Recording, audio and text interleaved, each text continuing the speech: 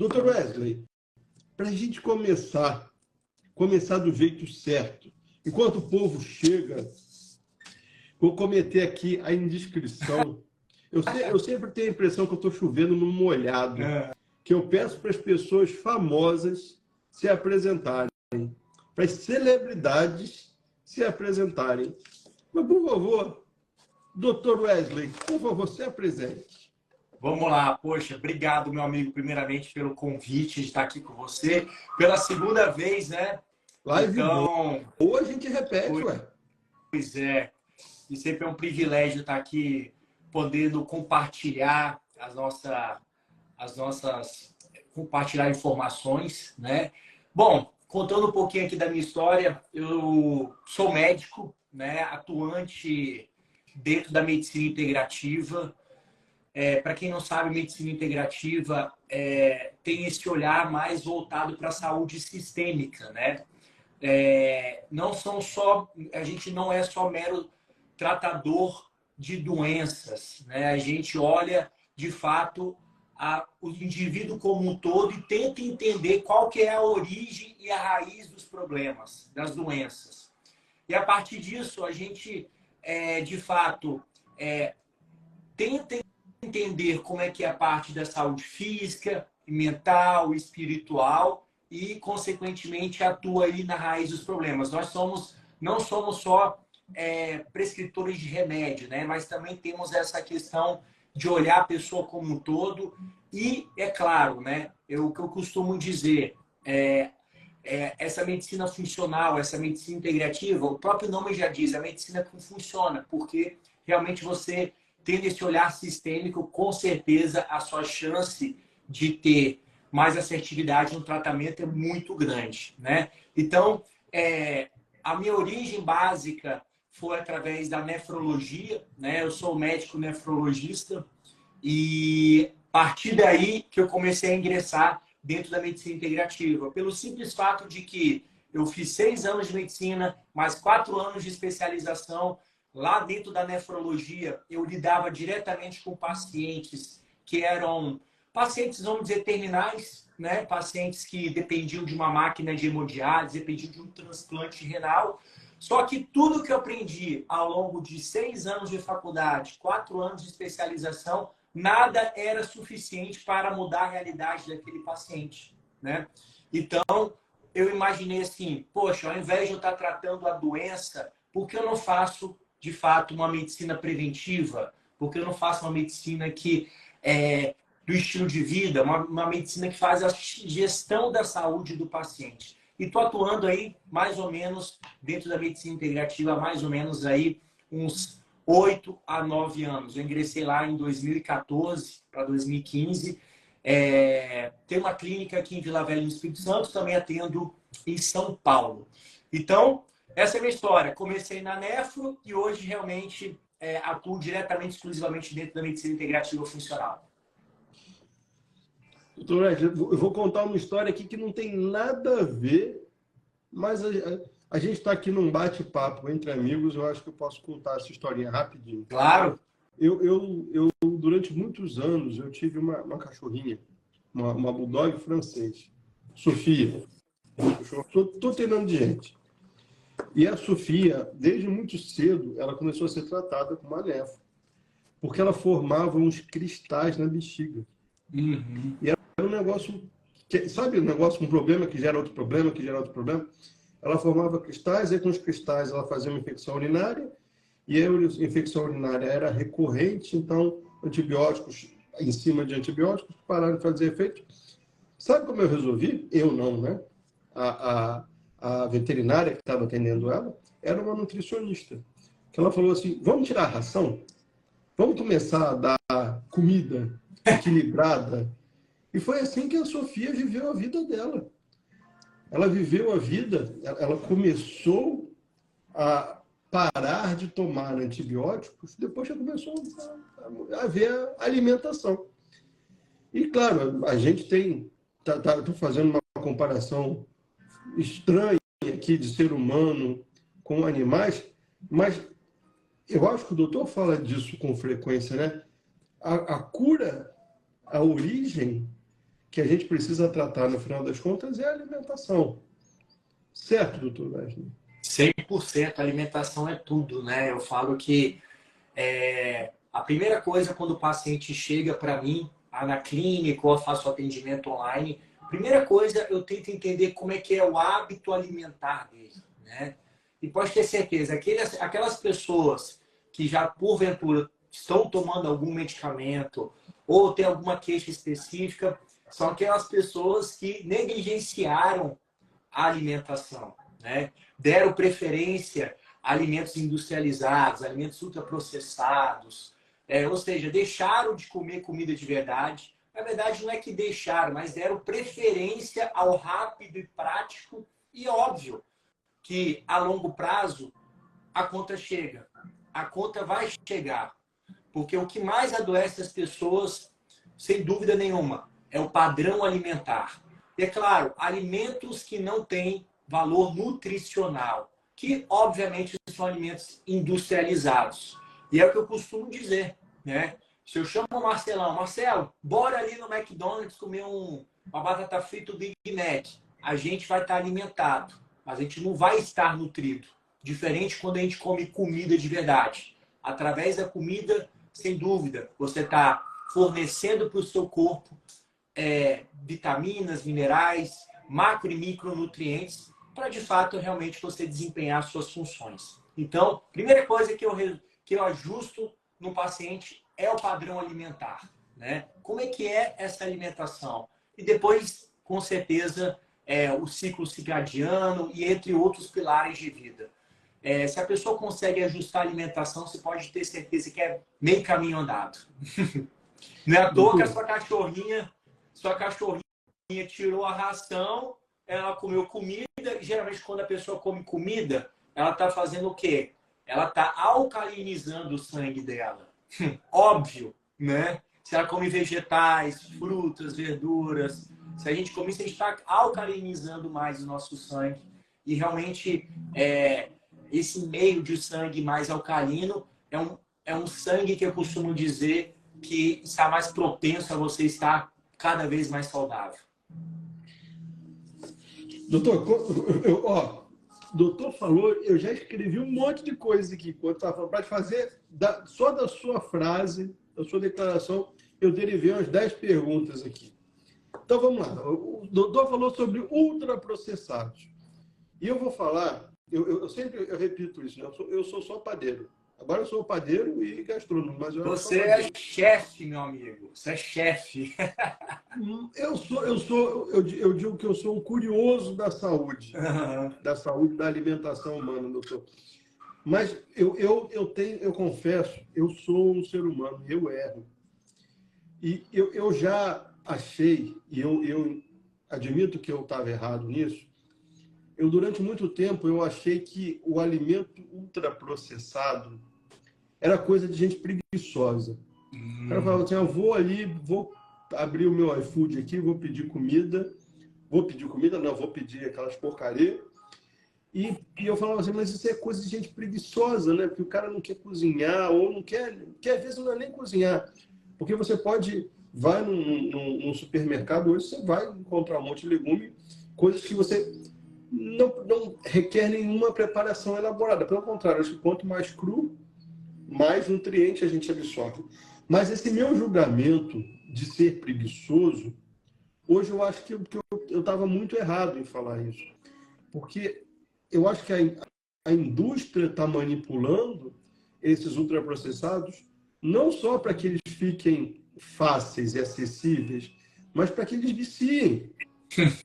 Porque eu vejo hoje crianças, né? Minha filha sai da escola, a gente mora relativamente perto de um shopping, ela sai com os amiguinhos para o shopping e os amiguinhos querem comer no McDonald's.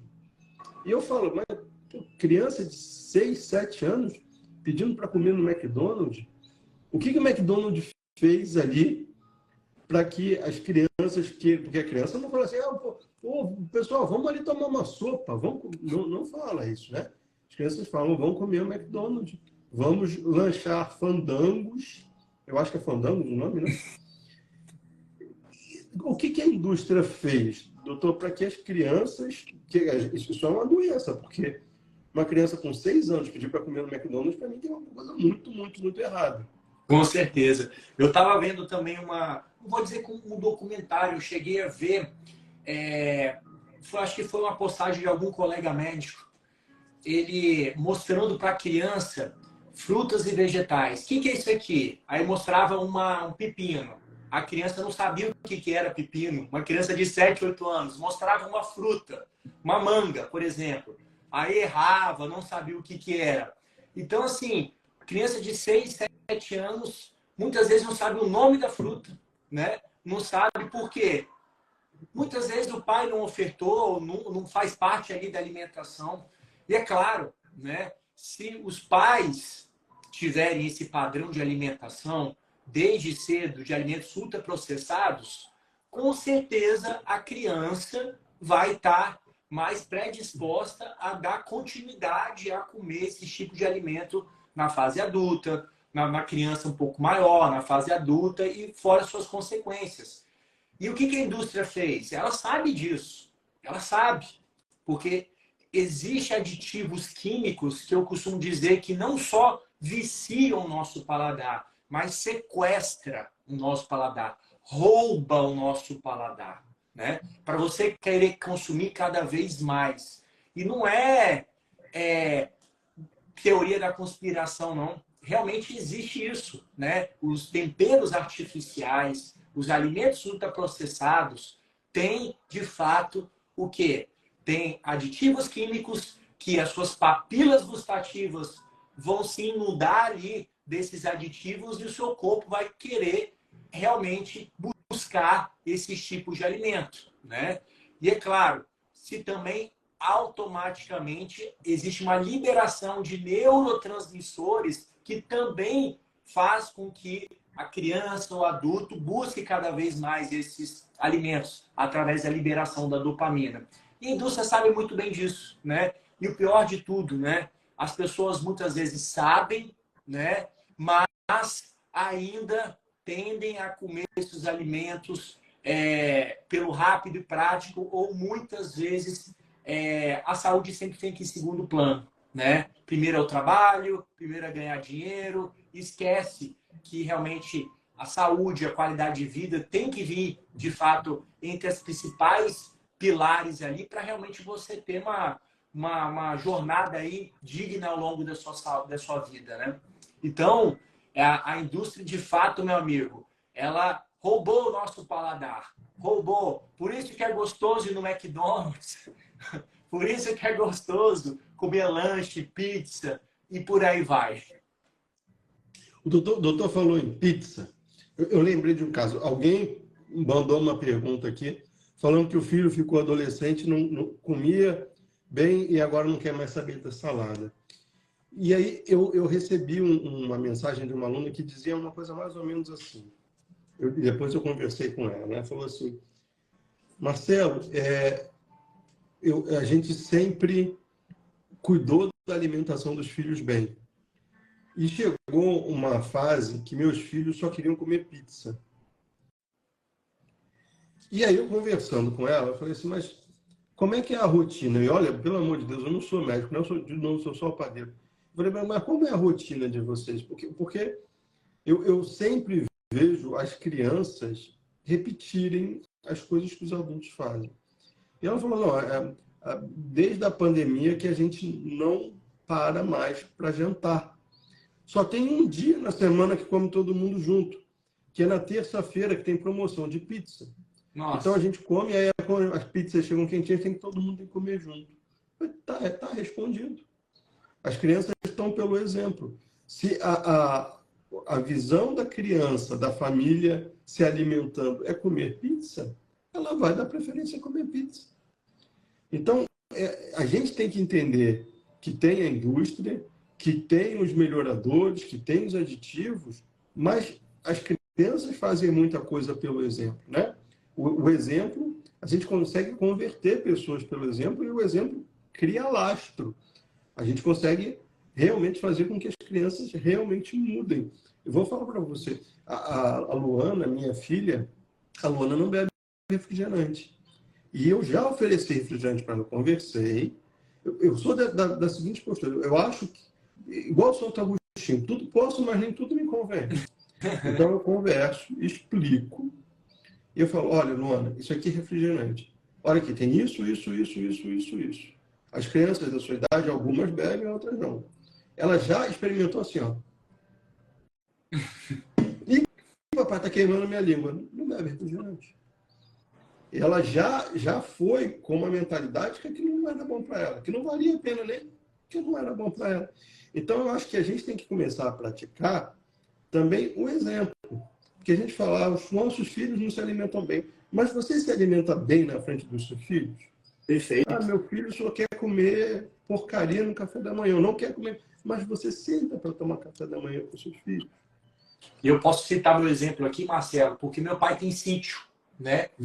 Então, isso é um privilégio muito grande. Porque, por exemplo, meu filho tem 7 meses, tá? E meu pai, por sinal, obrigado. com as butucas azul meses. assim no olho, que eu fiquei vendo um vídeo seu, que eu falei, eu tô hipnotizado por esse menino. Ele é lindo. Cara, que menino lindo, né? E Marcelo, você tem que ver ele comendo agora, ele está na introdução alimentar, ele comendo pepino, ele pega o pepino, tudo sem agrotóxico, mexerica. Então, assim, o exemplo que eu tive dos meus pais, estou passando para o meu filho e assim vai, né? E eu lembro, assim, muito claro na minha mente, eu lembro que quando eu ia para o colégio, tinha meus 10 anos assim, eu levava merendeira, fechava a cara, mas os meus amigos iam na cantina e comia um misto quente, refrigerante, e eu levando a minha merendeira lá, comendo frutinha. A minha mãe me obrigava a comer isso, né? Ou seja, né? Hoje, realmente, por mais que eu tive influência ali do colégio, tudo, mas o exemplo dos pais realmente é o que sedimenta. É o que vai sedimentar, né? Então, eu tenho esse exemplo da minha infância e hoje, realmente, estou passando para o meu filho e ainda tenho esse privilégio de o meu pai ter sítio, ovo caipira, folhas, pepino e por aí vai. Doutor Wesley, tá? O povo, eu conheço essa galera que tá aqui, tem 230 pessoas aqui que estão esperando a gente falar do glúten. Então, o povo segura o glúten. A gente vai falar do glúten. Você já conhece a minha opinião, já conhece a opinião do Dr. Wesley. Vamos falar das outras coisas. Tem tanta coisa importante, não só de pão vive a gente, né? Vive a nossa família. Então vamos falar de outras coisas também. Daqui a pouco a gente chega no glúten. Porque o pessoal quer saber do pãozinho que você faz sem glúten, não tem jeito, né? Igual somos a tribo aqui do sem glúten, com certeza, né? Doutor, hoje em dia, eu não sei se eu comentei com o doutor, mas eu virei embaixador da Celbra, que é a Associação de Celíacos do Brasil. Uau! E é uma honra, né? Honra! Muito bacana. Eu fiquei muito emocionado. Obrigado, eu fiquei muito emocionado. E aí, doutor, eu me preocupo, e agora eu gosto sempre de ouvir a opinião de especialistas, para a gente conseguir diferenciar. O doutor viu a live ontem com o Samuel. O Samuel falou que todo mundo é celíaco em algum nível. Ou é ou será, né? Então, o que eu queria pedir para o doutor agora é como é que a gente consegue identificar isso, né? Porque, sim, doença celíaca, e aí talvez eu até esteja cometendo um pecadinho, né? Porque eu sempre falo para as pessoas, você está incomodado, tem uma coisa incomodando, tira o glúten, tira o leite, vai cortando as coisas que se fazem mal. Só que isso gera um problema para a Celbra, porque a Celbra precisa que as pessoas testem, porque muitas das coisas muitos dos pleitos atuais da Celbra não ganham força porque as pessoas estão adoecendo, às vezes não têm diagnóstico de doença celíaca, nunca testaram, são celíacos e não sabem, estão sofrendo, e às vezes com um conselho desse, não chegam a testar. Então, qual é o caso, doutor, que o doutor acha assim, olha, você, se tem esses sintomas, você deve fazer os testes para ver se você é doente celíaco. Perfeito, perfeito. Marcelão, olha também a responsabilidade nossa aqui nessa live para 250 pessoas. Talvez tem pessoas que nem saibam que realmente tem algum tipo de intolerância ou propriamente alergia ao glúten, né? E eu sou categórico, né? Pão, never. O pão de glúten, pão, never. Eu sou bem categórico. É tirar 100% glúten. 100%, né? Bom, os sintomas no qual a gente tem que ficar atento, tá? Um dos principais é aquele estufamento, né? Aquela barriga de trigo, a pessoa estufou, né? Pode ter certeza, se comeu pão e estufou, fique atento a esse sintoma, tá? Outra coisa que a pessoa pode ter, tá? Ela pode ter muito azia, né? Essa questão da azia, a pessoa comeu massa, trigo, bolo, pode ter bastante azia. Outro sintoma, enxaqueca, uma enxaqueca que não para de jeito nenhum, tá relacionado também com a hipersensibilidade ao glúten. A pessoa que tem fezes mais líquidas, pastosas, ou seja, o padrão das fezes alterados, também tem algum tipo de compatibilidade com o glúten. Então, sintomas gastrointestinais, sintomas respiratórios, sintomas da derme, ou seja, você pode ter manchas pela pele, você pode ter eczemas, também está relacionado com glúten. E isso tudo, necessariamente, é o que eu costumo dizer. Quando um paciente chega com essas queixas, eu nem peço exame. Eu já sou categórico. Não gaste dinheiro com exame. Tira o glúten e vê o resultado. Se você tirou o glúten e todos esses sintomas de dor de cabeça, azia, coriza, estufamento, barriga, né, de baiacu, né, barriga de baiacu, fezes alteradas, se melhorar tudo, é porque você tinha algum tipo de incompatibilidade ao glúten, né? Existem os celíacos que realmente são alergênicos, a pessoa tem uma alergia severa, e tem pessoas que têm uma sensibilidade maior ao glúten, né? E como o doutor Samuel disse, algum momento a pessoa tem algum grau de doença celíaca, uns mais, outros menos, né? E eu, como médico, a primeira coisa, quando o paciente tem esses sintomas, eu falo, ó, tira o glúten, tira a cerveja, tira tudo que tem realmente trigo e você vai perceber em pouquíssimo tempo a melhora drástica, tá? E o melhor de tudo, emagrece, tá, pessoal? Tá? Eu falo, melhor de tudo, a consequência é você ficar menos inchado, você ficar mais esbelto, a pele ficar muito mais bonita. Então, assim, na minha prática clínica, eu nem peço exame, eu já sou categórico. Fecho o diagnóstico, eu já fecho o diagnóstico com manifestação clínica. E a clínica na medicina é soberana. Você pode fechar diagnóstico com o que o paciente está te dizendo. Ah, eu estou com uma dúvida. Sim, você pode pedir exame. Mas esses sinais e sintomas que acabei de citar é batata, então você tem algum tipo de incompatibilidade ao glúten. Doutor, quando o doutor fala das alterações, a gente está falando alteração olha que lindo, eu já vou ler essa mensagem aqui. Eu vou voltar na minha pergunta, que é que a dislexia não deixa. Olha só, a Angelu botou aqui, ó. Tem Crohn e por esse motivo não posso mais ingerir nada com glúten nem lactose. Graças a você, Marcelo, estou me saindo bem nas receitas. Eu queria só falar uma coisa que é legal. Tem um menino que estudou comigo. Eu estou com 46, faço 47 mês que vem. Tem um menino que estudou comigo, que agora está com a mesma idade que eu, né? A gente foi estagiário junto e ele malha junto comigo. E eu encontrei com ele outro dia na academia, ele estava mal, e ele estava já num nível legal de exercício, e ele estava fazendo uns exercícios de reabilitação. Eu falei, pô, não vou falar o nome dele aqui. Eu falei, cara, o que houve? Ele falou, cara, acabei de tirar metade do intestino, estava com Crohn, tá, tem, né? E a situação se agravou, quando ele foi parar no médico, passou mal, foi mal diagnosticado, voltou, e teve que fazer uma cirurgia às pressas e tirou metade do intestino. E ele já tinha, há mais de 15 anos, orientação para tirar o glúten e o leite. E o bicho foi cabeça dura. E eu só fico...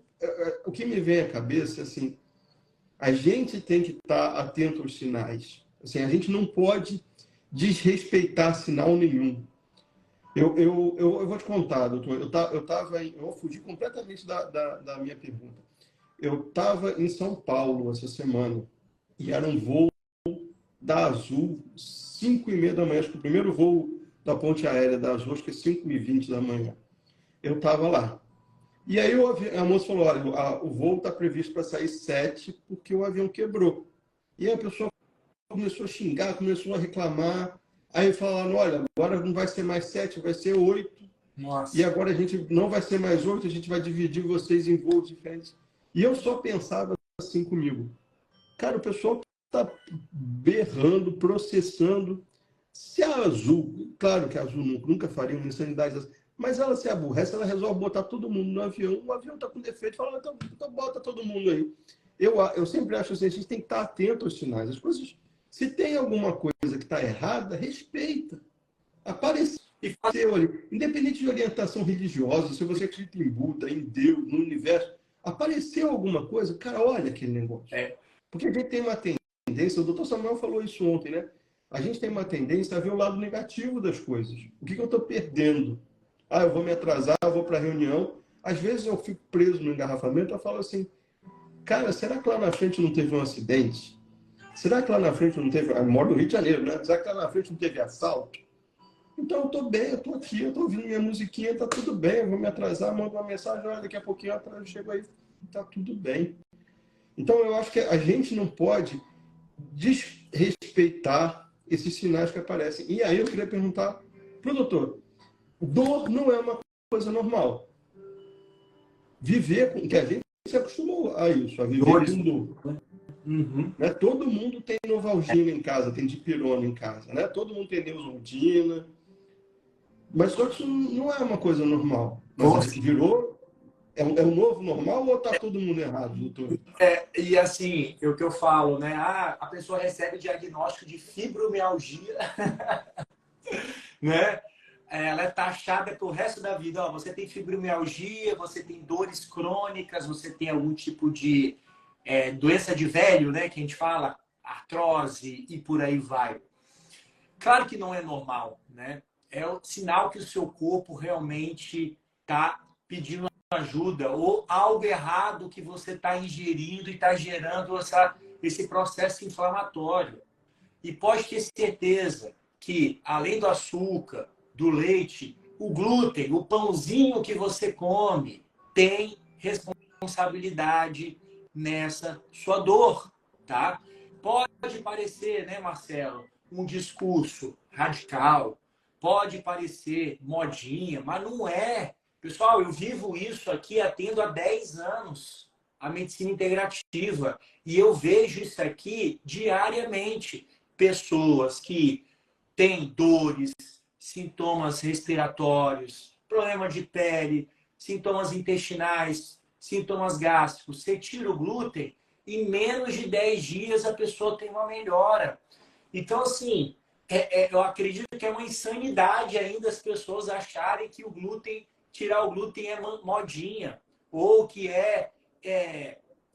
eu já escutei de algumas pessoas isso. Isso é radicalismo, não é por aí. Mas tem que ser radical. É a mesma coisa que eu falo. Por exemplo, se eu tenho um copo de água, eu coloco uma gota de veneno, né?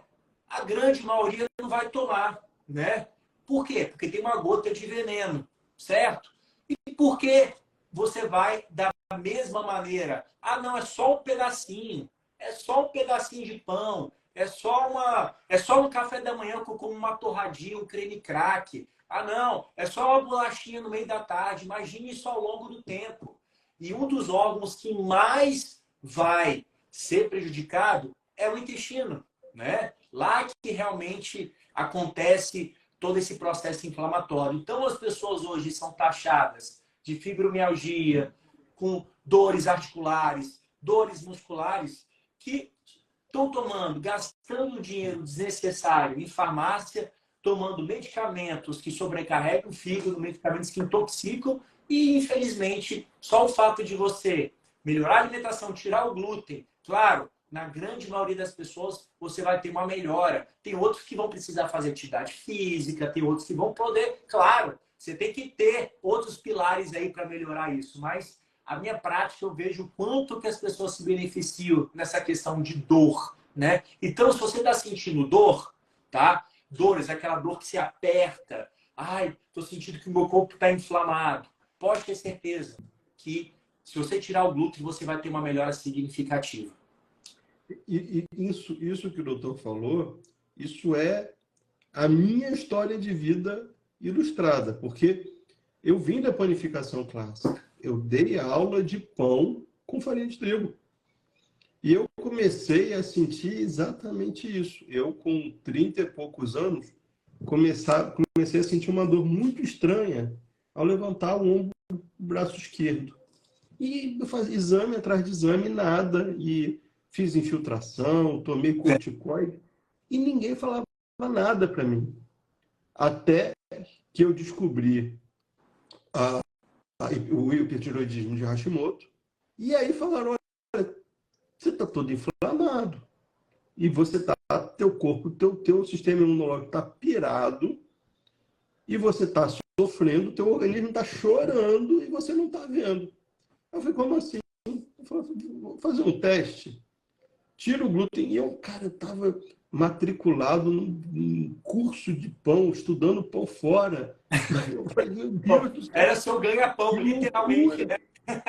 E beleza, o médico falou, e era uma médica da medicina integrativa, ela falou, e é claro que eu tenho meu juízo no lugar, eu falei, você falou, tá falado.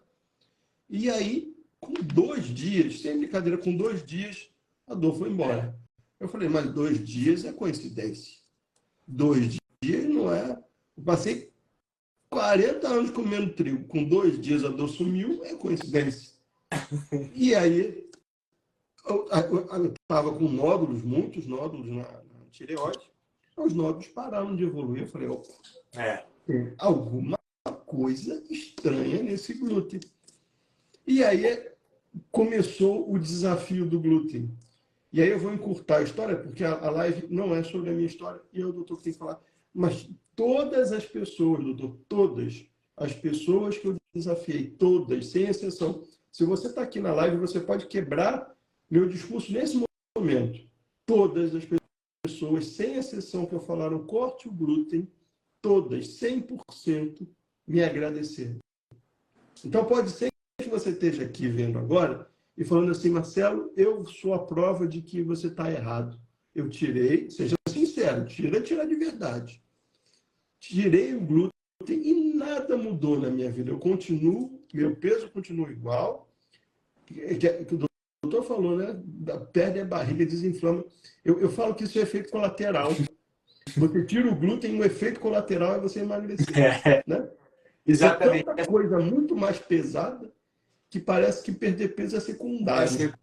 Secundário, né? É um bônus aqui. Aqui, e assim, a enxurrada de pessoas só falando, eu tirei o glúten, melhorei isso, e assim, contra fatos ou argumentos, né, meu amigo? As pessoas não precisam nem acreditar na gente. A prova social aqui dos seus seguidores, dos meus seguidores aqui, já se diz por si só, né? E a gente fica muito feliz. Olha aí, ó, eu tirei o glúten, a lactose, melhorou tudo, graças a Deus. Então, a gente fica muito feliz de saber que realmente a gente está sendo aqui um instrumento de informação para realmente as pessoas se tornarem cada vez mais saudáveis. Dr. Wesley, falar de um assunto que às vezes é um pouco complicado, né? Porque a gente tem a gliadina do glúten, que a gente sabe, principalmente a alfa-gliadina, que ela é tão nociva para a gente. E a gente tem um grupo de pessoas celíacas que optam pela aveia. E eu vou falar para o doutor, eu tenho amigas profissionais que já viraram para mim e falaram assim, você não pode consumir aveia porque a aveia tem glúten. Bom, essa parte eu estudei, então eu posso dizer com certeza que a aveia não tem glúten, mas pode ter. A contaminação. Por contaminação, porque a aveia que nasceu lá no campo, ela não nasceu com glúten, Claro. mas ela pode ter sido misturada, processada, moída, junto com algum equipamento e um contamina o outro. Aí ela pode chegar na sua casa, sim, com glúten, assim como qualquer outro alimento que possa ser processado junto com trigo também pode chegar na sua casa. Você pode comprar. Eu sempre falo isso: existe um desmoldante, que é uma gordura que se usa muito na panificação, para fazer bolo, para fazer pão, só para o pão não grudar na forma. E ele tem glúten. É uma gordura que para passar no tabuleiro que vem com glúten. Porque a gordura não tem nada a ver com glúten, mas está lá, teve contaminação. Então, a aveia não tem glúten.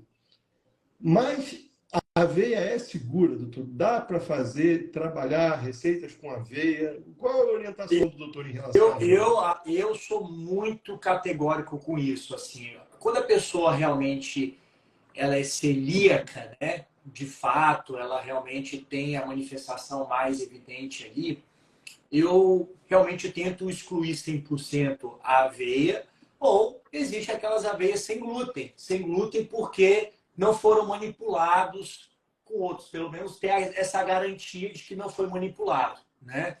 Agora, assim, eu gosto, eu acho a aveia interessante, tá? Eu, principalmente porque é uma fonte de fibra, ajuda a questão do intestino. Eu acredito que a aveia, sim, pode ser consumida para a grande maioria das pessoas, mas para não ter erro, compra sem glúten. Já tem umas que você compra no supermercado sem glúten, que tem a certificação que não foi processada com esses alimentos aí que tem resquício de trigo ou que vai ter contaminação cruzada. Ó, a Lucimara acabou de perguntar aqui, Lucimara Lídia, perguntou se o que compra no supermercado sem glúten é real. Sim, a gente tem que acreditar que a fiscalização funciona. A gente tem que escolher um santo e acreditar. Então, né, senão a gente vai viver numa paranoia sem fim. Então, se Quando tá... está dizendo na embalagem que não tem, não tem. Exato, exatamente. Então, assim, em relação à aveia, acho que é sim, um bom alimento. Vocês podem consumir aí, claro, em porções aí moderadas. Porque também é um alimento com algum carboidrato, né? Sim. Quem está fazendo uma dieta mais low carb, cetogênica, realmente tem que ficar muito atento. Na cetogênica, nessa estratégia nem entra, né? Nem entra, mas uma low carb em quantidades pequenas, tranquilo. Tá bom. Doutor, uma outra pergunta que vira e mexe aparece aqui para a gente, que é a soja. Há muito tempo atrás, eu tirei a soja da minha vida, da minha cozinha. Mas Claro. até hoje tem gente que fala, por que você está fazendo isso com a coitada da soja, que a soja não tem nada. E aí eu falei assim, quem sou eu para responder sobre a soja, se tem o doutor Wesley aqui para a gente. Então, doutor Wesley, a bola está contigo. E sobre a soja, sobre o óleo de soja, principalmente aquele que tem aquela letra T lá amarela na embalagem? Ou seja, né? Você já deu a pedra aqui. Pessoal, boa parte da soja que é produzida no Brasil aqui ela é transgênica, infelizmente, né? Nem vou entrar no mérito aqui do óleo de soja, que obviamente isso aqui você não deve nem entrar na sua casa, o óleo de soja. Agora, tem pessoas que consomem, por exemplo, tofu, que consomem sei lá, o hambúrguer de soja. Fique atentos com isso, porque boa parte da soja é transgênica, tá? Então, ela foi modificada em algum processo ali dela e com certeza não vai fazer bem para a sua saúde. Fique atento também. Eu tirei o leite de vaca e meu filho está tomando leite daquela marca que começa com A, né? Leite de soja, né? Que por sinal é gostoso. Aquilo lá é gostoso pra caramba. Eu já tomei muito, né? Uhum. Quando eu não sabia que a soja fazia mal. Fique atento com aquilo ali, por quê? Porque tem aditivo químico, alguns têm açúcar e a soja realmente ali é transgênica. Mas um outro aspecto, tá? É que, se consumido em grandes quantidades, a soja ela é um alimento que é um fitoestrógeno. Pode ali aumentar desregular essa parte hormonal, principalmente para os homens, né? Tanto que existe alguns tipos de tratamento para mulheres na menopausa, que usam soja, né? Que usam isoflavonas e por aí vai, né? Pelo fato ela se assemelhar, por ela se ligar nesses receptores ali de estrogênio. E aonde eu quero chegar? A soja, então, ela é transgênica, tá? Não só isso também, fique atentos porque ela pode ser um fitoestrógeno, então você pode estar ali desregulando essa parte hormonal e, consequentemente, você vai ter algum prejuízo na sua saúde. Então, abandone a soja da sua vida, abandone esse leite de soja e por aí vai. Agora, existe a soja, né, que ela é a soja, como é que se diz? Fugiu. É fermentada, né? A fermentada, né? Que principalmente no Japão consome muito isso, que é o miso, né? Estou enganado, Marcelo? Né? Não. Isso O aí, tofu também é uma soja fermentada num nível mais leve, né? mais leve, né? Aí, de fato, realmente é um bom alimento, né? Nesse aspecto, por ter passado por um processo de fermentação. Mas, assim, a soja aqui no Brasil, é o que eu costumo dizer, ela é realmente totalmente... Eu li um estudo, tá, Marcelo, que 90% a 95%, né? Você chegou a ler esse dado também? Sim. Que 90% a 95% da soja, ela é transgênica. Óbvio, né? O Brasil é um dos maiores produtores de sojas É o natô, né? Miso, é natô, né? Não, miso é Miso, soja. É. sua vida. Legal. É, Então, o pessoal está dizendo aqui, ó, uso pouco tempo, mas estou amando. é. Legal. Eu uso o miso, inclusive, para fazer queijo vegetal, porque ele já traz. A gente tem. Eu não sei qual é a opinião do doutor sobre isso, mas a gente tem o tal do umami, né, do ciclamato monossódico. Sim, É uma coisa que também já não entra na minha cozinha há muito tempo. com certeza. Mas o miso, ele traz esse umami, traz aquele gostinho do queijo sem usar leite de proteína animal. Então, você consegue aproximar muito um leite feito de amêndoas, feito de castanhas, ao sabor do queijo tradicional através do miso. Que legal, que legal. Mas a soja realmente, ó, tem pessoas que estão dizendo aqui, ó, não como soja há anos, e é isso mesmo, né? Maravilha. Mas aí, doutor, não come soja, come o quê? Margarina? Qual é a gordura boa? Eu vou estender a pergunta aqui, já que eu falei da margarina. É, Qual não entra de jeito nenhum e qual você deve olhar com bons olhos? claro, Sabe óleo aqueles de videozinhos que tem na internet? O cara soja, pega no supermercado, coloca, compra, não compra? Então, vamos lá. perfeito, Qual ó. gordura é Olha, adequada e qual a gente tem que evitar, doutor? com certeza o que vocês devem consumir em casa, né? Banha de porco, né? Óleo de coco e eu também gosto bastante da manteiga ghee, tá? Porque são azeite, óbvio, né? Não preciso nem dizer também o azeite, acho que já é um consenso que faz bem, mas ainda gera essa questão de dúvida a respeito do óleo de coco. Ah, óleo de coco uma hora faz bem, outra hora faz mal, banha de porco, eu uso ou não uso. A minha avó usava antigamente, hoje realmente todos os cardiologistas criticavam. Pessoal, pode usar tranquilamente óleo de coco, banha de porco, margarina, realmente você vai se beneficiar. Tirando os outros óleos aí, hidrogenados, óleo de soja, óleo de milho, óleo de girassol e de algodão e por aí de canola, realmente esses aí tem que abandonar, né? Quando você faz algumas receitas aí que leva óleo, obviamente você usa qual tipo de óleo, meu amigo? Aqui em casa, o que entra disparado é azeite para receitas salgadas e óleo de coco para receitas doces. Esses são os que reinam aqui em casa. E existe essa. Ainda eu vou dizer uma coisa para você, eu não tenho uma opinião formada a respeito do azeite, se ele aguenta altas temperaturas. Uma hora eu já li, ainda eu fico na dúvida, mas eu sempre falo para meus pacientes, para não ter erro, usa o azeite ali da forma in natura para temperar salada, para você molhar um pãozinho sem glúten, colocar uma torradinha sem glúten. Acho que realmente é a melhor forma de você estar consumindo o azeite ali, porque e você vai sentir o real sabor do azeite. Ó, doutor, tem uma pergunta aqui que é sua, mas eu queria responder só porque eu estou estudando muito esse assunto. E aí, na hora que eu falar M, você pega e... Marcelo, para, agora é minha vez. Ó, o Júlio de Grande, perguntou aqui, o leite de vaca direto do produtor é saudável? E aí eu vou responder um pouquinho das coisas que eu estudei, porque eu gosto demais desse assunto, porque minha filha tem alergia à caseína. Então, eu gosto demais desse assunto. Então, vamos lá. Eu vou começar e o doutor tem carta branca para me cortar aqui e falar, Marcelo, para de falar besteira. Então, vamos lá. Primeiro raciocínio, Júlio. O leite que a nossa mamãe tem, ele é perfeito, o melhor alimento do mundo. Assim como o leite da vaca, ela é perfeita para o bezerro.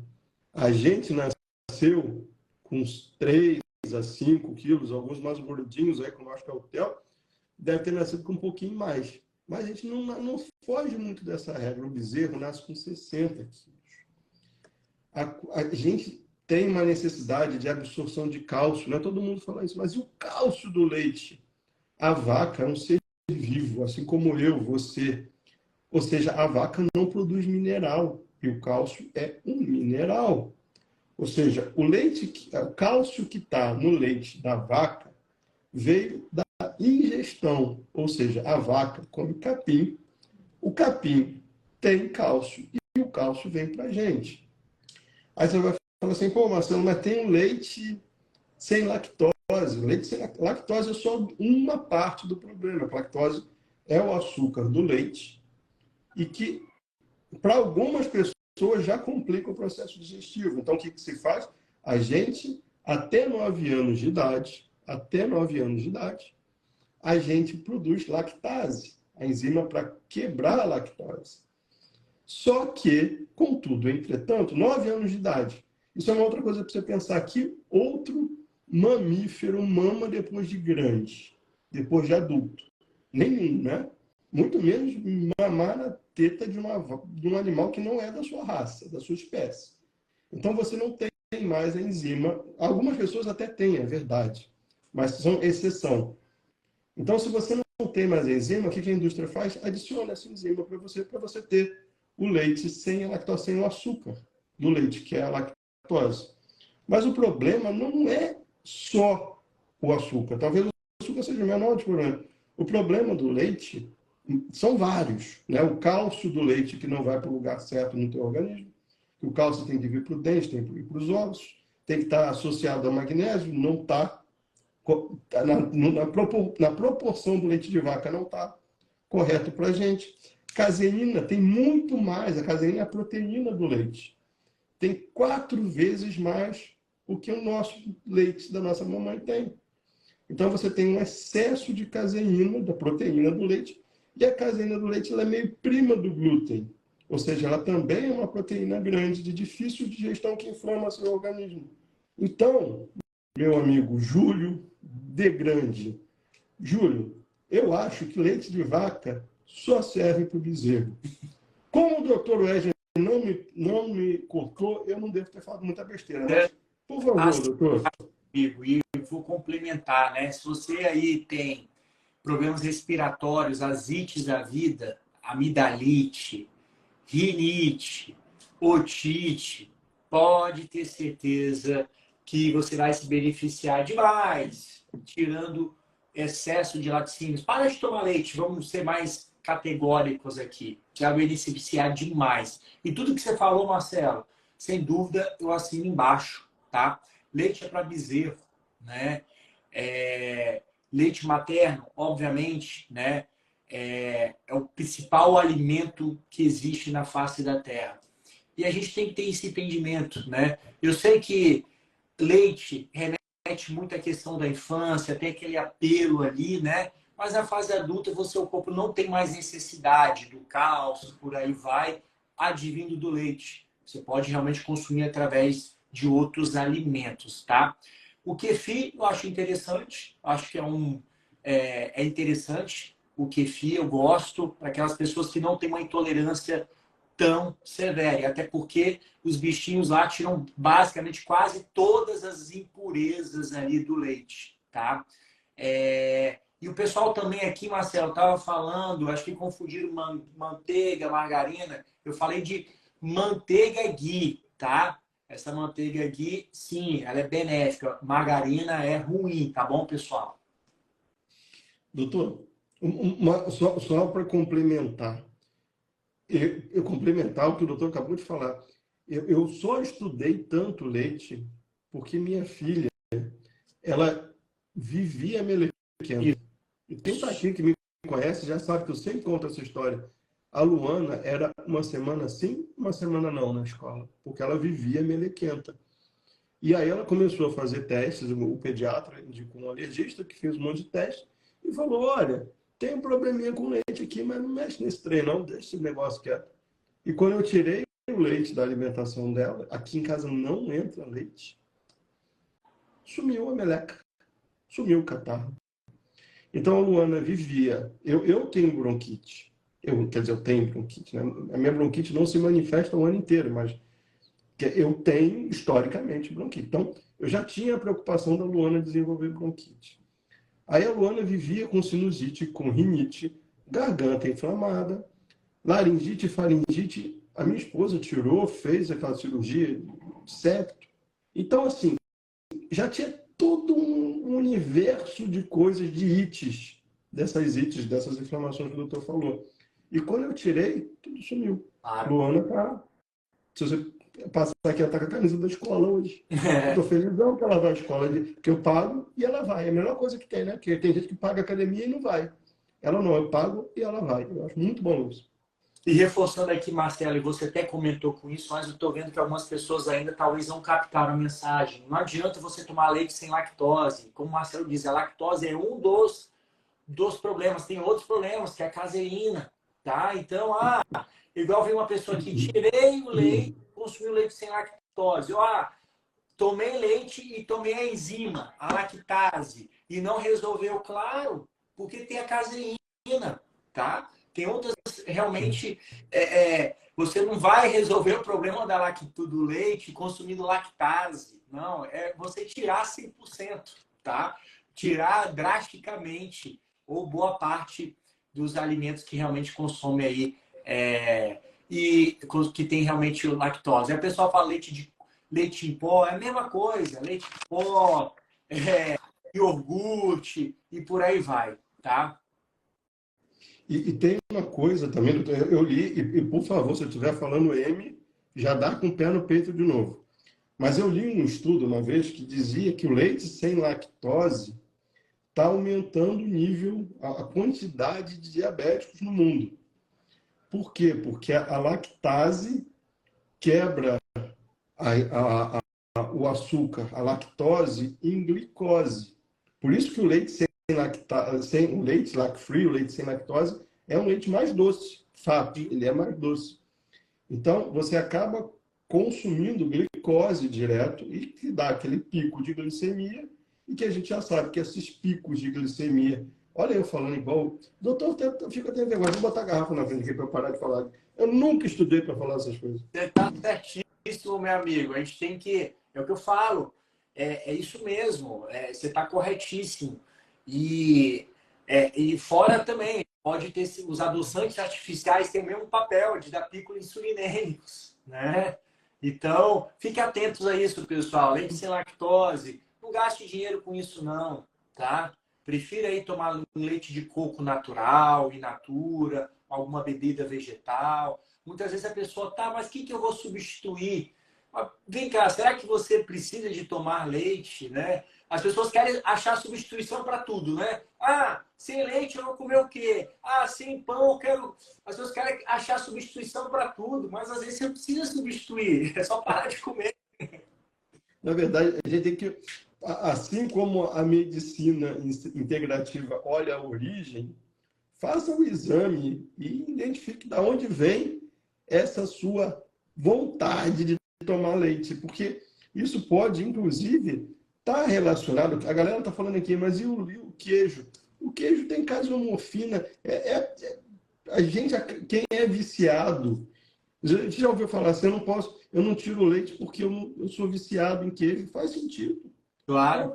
O nome está dizendo, no caso, é morfina. Morfina é opioide, vicia mesmo.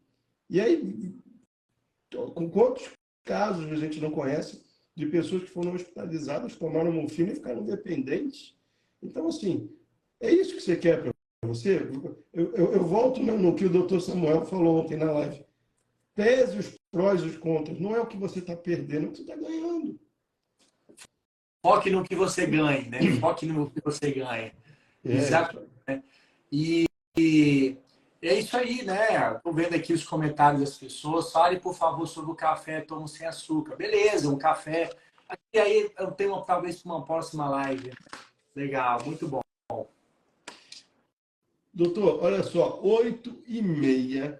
Show, passa rápido. A conversa boa vai assim, ó. Pá! Né? Então, doutor Wesley, eu queria agradecer demais pelo seu tempo, pela sua disponibilidade.